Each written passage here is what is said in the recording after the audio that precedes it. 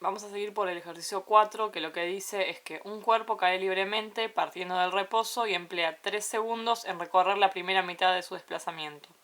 Entonces su desplazamiento total nos da varias opciones. Bueno, voy a plantear primero, tengo que pensar en qué tipo de ejercicio estoy. Si cae libremente estamos en caída libre, donde el objeto va a caer desde una altura inicial y se va a desplazar hasta llegar al suelo, ¿sí? En un determinado tiempo. Yo tengo el objeto acá, este objeto empieza a caer. Lo que me dice es que lo que tarda en recorrer la primera mitad de su recorrido es 3 segundos. Entonces, tengo una determinada altura total, pero para recorrer la mitad usa una variación de tiempo de 3 segundos. Esto no quiere decir que el recorrido total lo haga en 6 segundos, ¿sí? Porque esto es un movimiento acelerado. Esto está cayendo con la aceleración de la gravedad, que es 10 metros sobre segundos al cuadrado.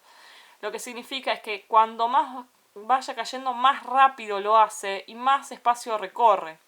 Entonces, que me diga que tarda 3 segundos en recorrer la mitad de su recorrido, quiere decir que yo voy a poder calcular cuánto recorrió acá, y el recorrido total, si me dicen que es la mitad del recorrido, el recorrido total será el doble. O sea, el espacio es el doble, pero no el tiempo es el doble.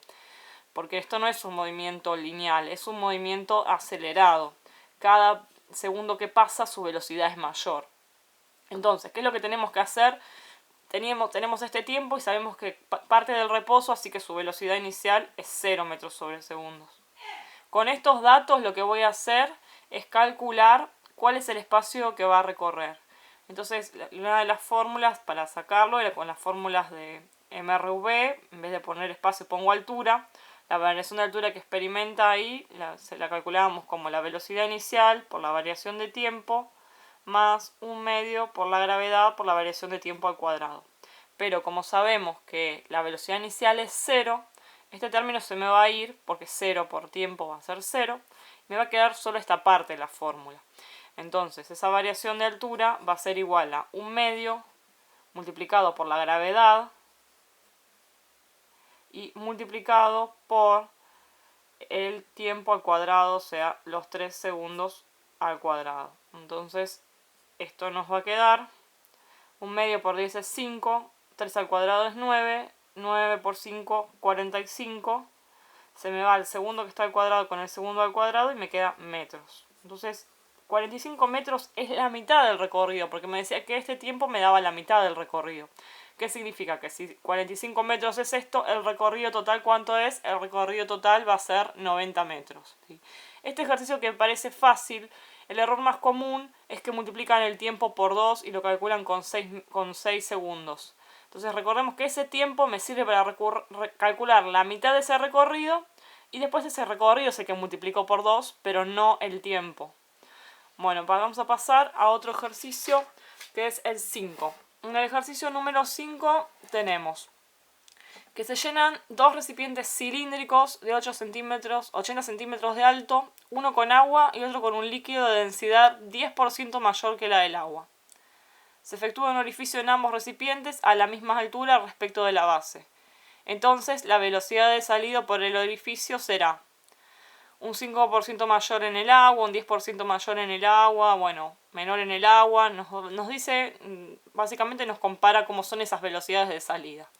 Bueno, este ejercicio lo vamos a plantear, pero va a salir sin siquiera hacer cuentas. ¿Por qué? Tenemos dos recipientes, uno tiene agua y otro tiene un líquido. El del agua tenemos que su densidad, como es el agua, era 1 gramo sobre centímetro cúbico o 1000 kilogramos por cada metro cúbico. La densidad del otro líquido me dice que es 10% mayor que la del agua. La podría calcular. Se les voy a mostrar cómo lo calculo por las dudas si lo necesitase para hacer la cuenta. Vamos a ver que igual no la voy a necesitar, pero si me dice que esta es 10% mayor que la otra, lo que hago es sacar el 10% de 1000 y sumárselo. ¿Sí? Entonces el 10% de 1000 sería, si 1000 es el 100%, el 10%, ¿cuánto es? Haces 10 por 1000, que es 10.000, y ese 10.000 lo dividís por 100, te va a quedar que el 10% es 100. Ahora ese 100 se lo sumo al anterior, porque es un 10% más. O sea que en vez de ser 1000, es 1100 la densidad de esto. A eso se refiere con que me diga que la densidad de este líquido es 10% más que la del agua. Bueno, a los dos le hacen un agujerito a cierta altura y me dicen que es a la misma altura el agujerito que se hace. Y entonces la velocidad de salida por ese orificio será, y ahí me las compara las dos velocidades de salida. Entonces yo tengo que pensar cómo calculaba la velocidad de salida de un fluido. Y es lo que habíamos visto, que la fórmula, que era cuando teníamos un agujerito en un recipiente o cuando teníamos una manguera que actuaba como sifón que hacía que salga el agua, usábamos esta fórmula. Velocidad de salida es igual a la raíz de 2 por la gravedad por la altura. Entonces, ¿qué quiere decir? Yo sé que en 2 es el número 2, la gravedad es la misma para los dos. Y como me dijeron que la altura era la misma para los dos, esta es la altura que me tengo que fijar. Si la altura es la misma, ¿qué pasa? Entonces toda la cuenta me va a dar lo mismo. Quiere decir que la velocidad de salida es igual. ¿Por qué? Porque no depende de la densidad. Depende de la gravedad y de la altura, la velocidad de la salida. Entonces voy a ver a las opciones y la respuesta es que la misma es la misma para los dos fluidos, ¿sí? Por más que tengan distintas densidades. O sea, esto podría no haberlo hecho. Igual lo hice por si tocase un ejercicio en que tenés que usar la densidad para algún cálculo, para que vean cómo hacer el porcentaje. Pero directamente, si yo sé que la velocidad de salida la calculo como 2 por la raíz de 2 por la gravedad por la altura, y la altura es la misma, la velocidad de salida es lo misma para los dos en cualquier fluido, ¿sí? Bueno, vamos a pasar ahora al siguiente ejercicio, que es el ejercicio 6, que dice que una sección de cañería por donde circula un fluido viscoso, o sea que tiene rozamiento, que vamos a estar pensando en que va a tener una resistencia hidrodinámica, está formada por dos caños rectos colocados en paralelo de la misma longitud y mismo material de secciones 6 centímetros cuadrados y 8 centímetros cuadrados. Se desea reemplazarlos por un único caño de la misma longitud. ¿Cuál debería ser la sección del nuevo caño para que ofrezca la misma resistencia hidrodinámica que el conjunto reemplazado? Bueno, acá nos están planteando que tenemos dos tubos, dos caños que son rectos y que están conectados en paralelo, ¿sí? Recordemos qué significaba que son en paralelo, es que viene un caño así y otro caño así. Generalmente hay una bifurcación y esos dos caños se conectan en paralelo. Dice que son de la misma longitud, o sea, esto tiene una longitud L y esto tiene otra longitud L. Yo quiero reemplazarlos por otro tubo de la misma longitud, eso es lo que me está planteando. En vez de tener dos tubos en paralelo, quiero tener un tubo. ¿Y qué me dan? Me dan las secciones, que son 6 centímetros y 8 centímetros, me dice que son del mismo material. Entonces, uno de estos tubos tiene 6 centímetros cuadrados y el otro de los tubos tiene 8 centímetros cuadrados de sección, que sería esto.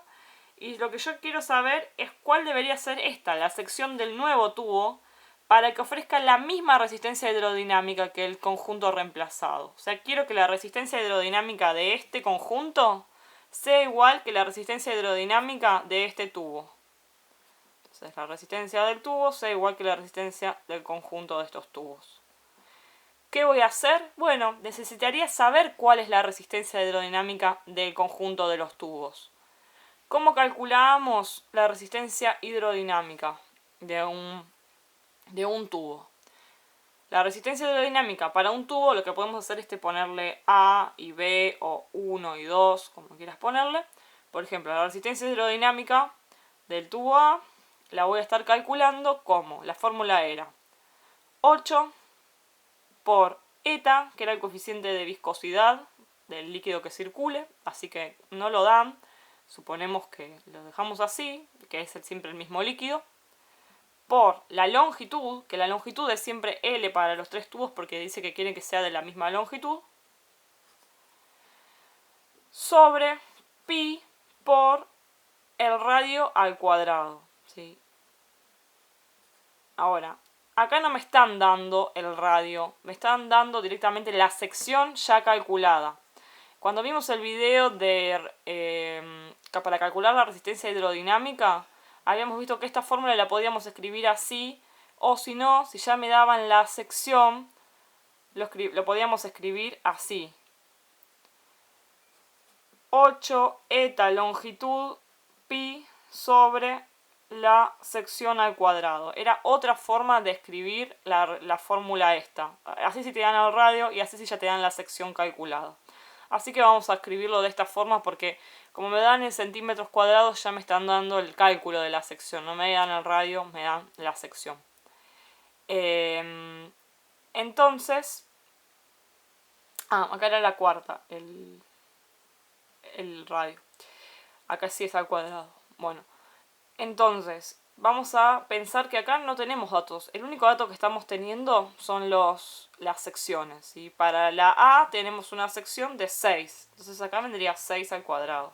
Si lo reemplazo, esto me va a quedar 8 por la viscosidad, por la longitud, por pi sobre y la superficie, que son los 6 centímetros al cuadrado. 6 centímetros al cuadrado, pero van elevados al cuadrado. Entonces, al cuadrado. Quiere decir que esto es lo mismo que tener.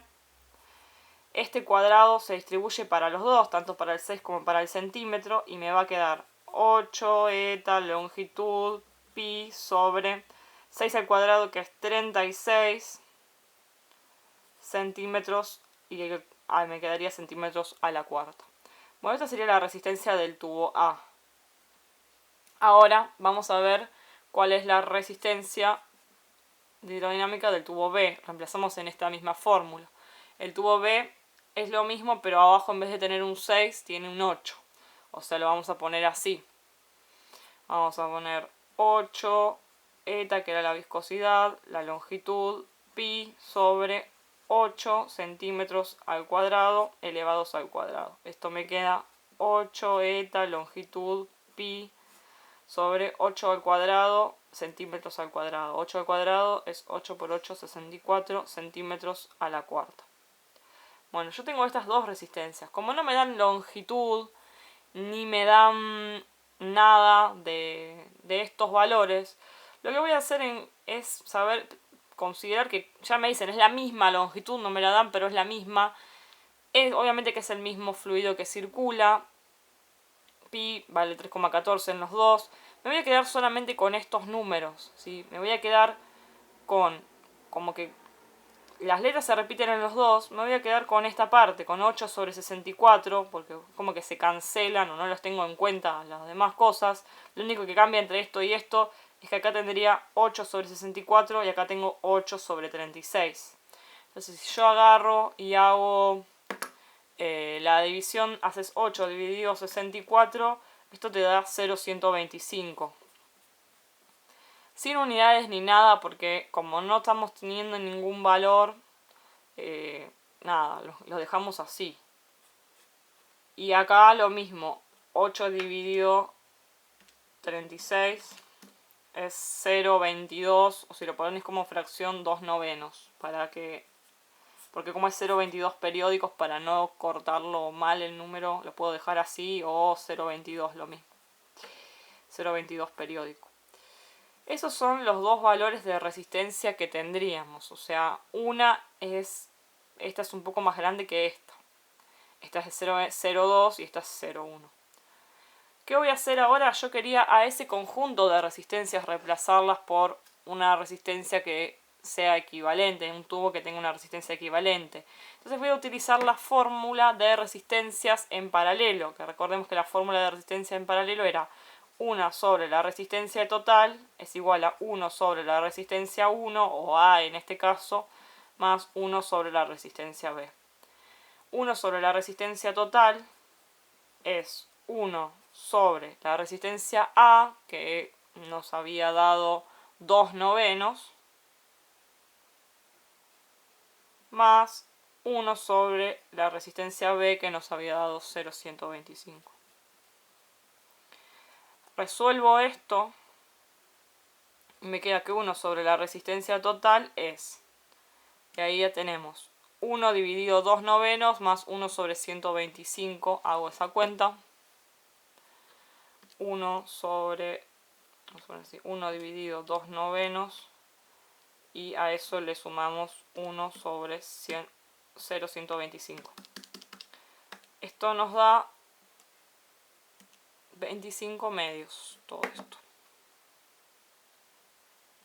Pero como me queda al revés, 1 sobre resistencia total, para tener resistencia total dábamos vuelta a la fracción. 2 sobre 25. Bueno, esta sería entonces la resistencia total. Entonces, ¿qué pasa? La resistencia esa del conjunto me da 2 sobre 25. Yo quería reemplazarla por un tubo que tenga esa resistencia, ¿sí? Y me preguntaban cuál debería ser entonces, la pregunta es, ¿cuál debe ser la sección del nuevo tubo para que tenga esa misma resistencia? Entonces yo sé que esa resistencia del nuevo tubo va a tener que ser 2,25, que es la del conjunto que tenemos acá. Entonces, ¿cómo es la resistencia de ese tubo? La resistencia hidrodinámica de ese tubo va a tener que, tenemos 8 eta, longitud, pi y sección al cuadrado. Esto va a tener que ser igual a 2 sobre 25. Recordemos que yo en el resto de los casos esto como que era igual para todos, me lo saqué de encima, o sea que esta parte no la tendría en cuenta, ¿sí? Sino que yo directamente dejé esta parte como era igual para todos, es como que lo había eliminado, me quedé solo con esto. Esto todo lo taché, no lo usé, porque era igual en los dos. Acá haría lo mismo, esto lo saco. Lo único que me voy a quedar entonces es con la sección, cuánto tiene que valer esa sección. Entonces de ahí lo voy a despejar. Esta sección que está acá, sección al cuadrado, que está dividiendo, la paso multiplicando para acá. Me queda que, lo voy a hacer acá que tengo más lugar, me queda que 8 es igual a 2 sobre 25 por la sección al cuadrado. El 2 sobre 25 que está multiplicando lo paso dividiendo. Esto me queda la sección al cuadrado. Hago 8 dividido 2/25 avos. Me da 100. Eso es la sección al cuadrado. Y por último, como yo quería saber la sección, ese cuadrado lo paso como raíz. La raíz de 100 me da 10. Esa es la sección que debería tener. Y bueno, la misma unidad que había estado trabajando, 10 centímetros al cuadrado. Entonces esa debería ser la sección de ese tubo. Vengo acá y ahí está la respuesta. 10 centímetros al cuadrado. Bueno, entonces repasando. Este ejercicio es el típico en que no te da ningún número. Solo me dio los valores de las secciones. Por eso, como me da los valores de las secciones, el resto de los datos, como eran iguales, no los tuve en cuenta. Teníamos dos tubos conectados en paralelo que tenían de sección 6 y 8. Y queríamos reemplazarlo por un tubo de igual longitud, pero que queríamos saber qué sección tenía que tener. Entonces teníamos que calcular la resistencia del conjunto. Para calcular la resistencia del conjunto necesitaría saber qué resistencia tiene cada uno. Entonces calculé la resistencia del tubo A y la del tubo B. Generalmente la fórmula que usamos como resistencia es esta, 8 eta longitud, pi radio a la cuarta. Pero como no nos dan el radio, ya está la superficie, la escribíamos así. Esta era otra forma de calcularlo, que me conviene usar acá esta porque tengo la sección. Reemplacé por los datos y me quedó esto. Hice 6 al cuadrado, me dio 36. Estos valores, como están en todas las fórmulas y no cambian, porque la longitud es la misma, porque pi es 3,14 y no me cambia, me quedé solamente con estos números como para tomar ese valor nomás. Porque la idea es después comparar esos valores. Bueno, me dio 2/9 o 0,22. Hice lo mismo para B, reemplacé acá, pero en vez de con 6 con 8 quedó 64. Me quedé con esta fracción que da 0,125. Entonces este y este serían los valores, entre comillas, de esas resistencias. Porque en realidad el valor tendría que multiplicarlo por todo esto. Pero como son iguales es como que los cancelé esto entre ellos y me quedé con esos valores. Ahora, hice la resistencia total que al ser conectados en paralelo era esta fórmula. Puse los valores de las resistencias, hice la cuenta, lo invertí para que me quede resistencia arriba, me dio esto. Ok, esa es la resistencia total y yo quería que ese nuevo tubo tenga esa misma resistencia. O sea que 2,25 tiene que ser la resistencia de ese nuevo tubo. planteo la fórmula de la resistencia del tubo. Esto lo saco igual que lo saqué antes porque vale lo mismo siempre. Y el 8 queda. Me queda 8 sobre la sección al cuadrado, que es lo que la sección es lo que yo quiero saber. Lo igualo a lo que me dio la otra sección, que era 2,25. Lo seguí acá arriba. Esta sección que está dividiendo pasó multiplicando. Y esto que está multiplicando pasó dividiendo. Hice la división, me dio 100 y pasé el cuadrado como raíz de 110. Y la unidad que estábamos usando era centímetros al cuadrado para las secciones. Por eso queda 10 centímetros al cuadrado ese resultado. Bueno, veamos ahora por último este ejercicio 7 que dice: una caja de 30 kilos es subida a velocidad constante de 4 metros sobre segundos por un plano inclinado de 37 grados respecto a la horizontal. Nos muestran el dibujito. Acá dice 30 kilos de masa, está hecho el esquema. Dice, si se desprecia todo tipo de rozamiento, o sea, no hay rozamiento ni con el plano, ni con el aire, ni con nada, la fuerza que realiza la soga sobre la caja es... Bueno, y ahí tenemos que calcular. Bueno, este ejercicio se resuelve fácil si tenemos en cuenta que dice que sube a velocidad constante. Me dice que la velocidad es constante de 4 metros sobre segundos, pero en realidad no me importa que la velocidad sea de 4 metros sobre segundos o qué valor, porque cuando la velocidad sea constante, quiere decir que estamos subiéndolo con un MRU, o sea que la aceleración vale 0. Entonces, cuando yo ahora planteo, haría un diagrama de cuerpo libres acá para esta caja. ¿Qué fuerzas están actuando? Yo tengo la fuerza de la soga, que lo sube para arriba en el plano. Tengo el peso, que lo tira para el centro de la Tierra. Tengo la normal, que es perpendicular al plano. Y ese peso lo descomponemos en un peso en X, que tiraría para abajo al cuerpo, y un peso en Y, que va en el mismo eje que la normal y se anulan entre ellos. Entonces, ¿qué fuerzas me quedan actuando? El peso, esto ya está descompuesto, ¿sí? O sea, cuando lo descompuse en peso en X y en Y, esto ya se fue. Me queda el peso en X y la fuerza, que están en la misma dirección. Entonces, esas son las fuerzas que van a estar actuando. Yo voy a plantear que la suma de las fuerzas es masa por aceleración. Pero como la aceleración es 0, masa por aceleración me va a dar 0. Quiere decir que la suma de las fuerzas es 0, que es lo mismo que decir que esas fuerzas son iguales. Porque la fuerza, si la caja se mueve para allá, voy a considerar que para acá es positivo y que para acá es negativo porque la caja la están subiendo. La fuerza menos el peso es 0. Quiere decir que agarro y despejo, paso el peso para acá, que está negativo, lo paso positivo, la fuerza es igual al peso. Cuando no hay aceleración, las fuerzas que actúan son iguales, porque se anulan entre sí y no hay una fuerza neta. La suma de fuerzas me da 0.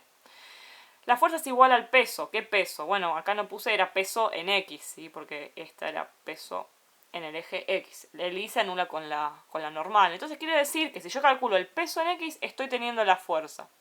¿Cómo calculábamos el peso en X?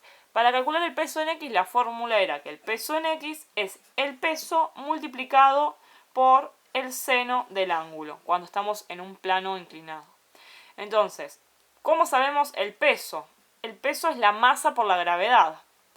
Peso es masa por gravedad. Voy, me fijo la masa era de 30 kilos. Peso es 30 kilos por la gravedad, que es 10. 30 por 10, 300. Esto da newtons. El peso es 300 newtons, pero es este peso 300 newtons. Yo necesito en X, que es la que es igual a la fuerza. Entonces acá pongo 300 newtons y lo tengo que multiplicar por el seno del ángulo, que era 37 grados. Y ahí me va a dar el peso en X. Hago 300 por el seno de 37. Esto me da 180,5. Lo puedo redondear a 180. Y me quedan newtons. El peso en X es 180 newtons. Como la aceleración era 0, las fuerzas son iguales, porque lo pasás para acá y te queda que la fuerza es igual al peso en X. Entonces, si el peso en X es 180 newtons, la fuerza aplicada sobre la caja es de 180 newtons.